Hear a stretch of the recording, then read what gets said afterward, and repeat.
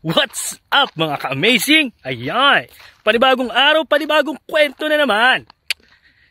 Nga pala, meron tayong mga bagong guest dito. Actually, nandito pa rin kami sa Hata.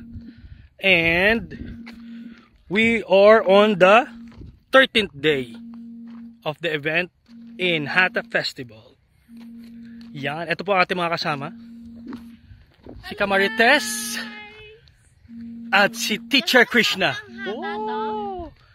Well, actually, we are looking for a Hata Dam. Pero according to the source, Hata Dam is here. Hata Dam is 7 kilometers. Yan, medyo baliktad siya. 7 kilometers po. So, medyo malayo-layo pa. Yan. So, here. Ito, tignan natin. Yan. Tatawid tayo. Alam mo naman, syempre si ka-amazing, kailangan laging amazing ang mga pinupuntahan. Sabi sa inyo, try and visit this Hata in Dubai. So, one of the tourist destinations that you would probably love it.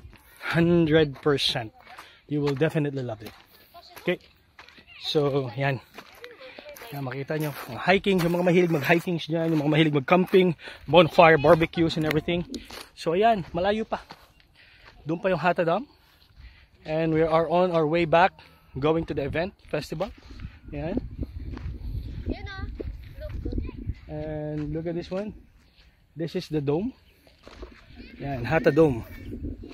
So yung mga mahilig mag-camping, bikings, barbecues,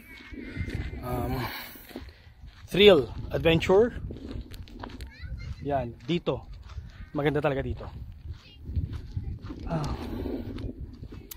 Exciting. Napaka yung energy mo magbo-boost up.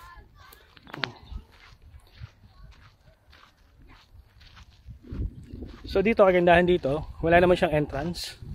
So ang mga kailangan mo lang i-purchase dito, of course, pagkain, yung mga bagay na personal needs sa kailangan mo. And at the same time, kung gusto mong mag-book ng mga hotel, they have some websites. Endorsement yan.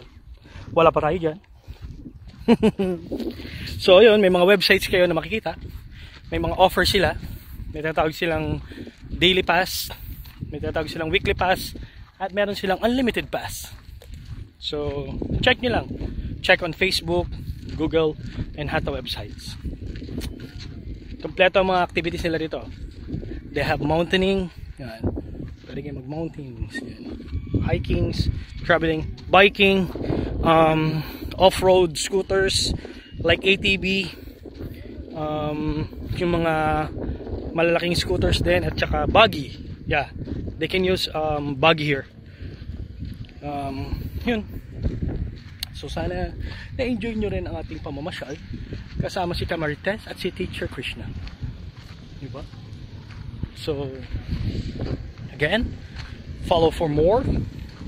Sa mga susunod na araw pa namin dito, tatry namin mag-explore para makita pa namin yung mga ibang way at saka ibang area. Okay? So bye for now. Don't forget to subscribe, follow, and share. Bye guys!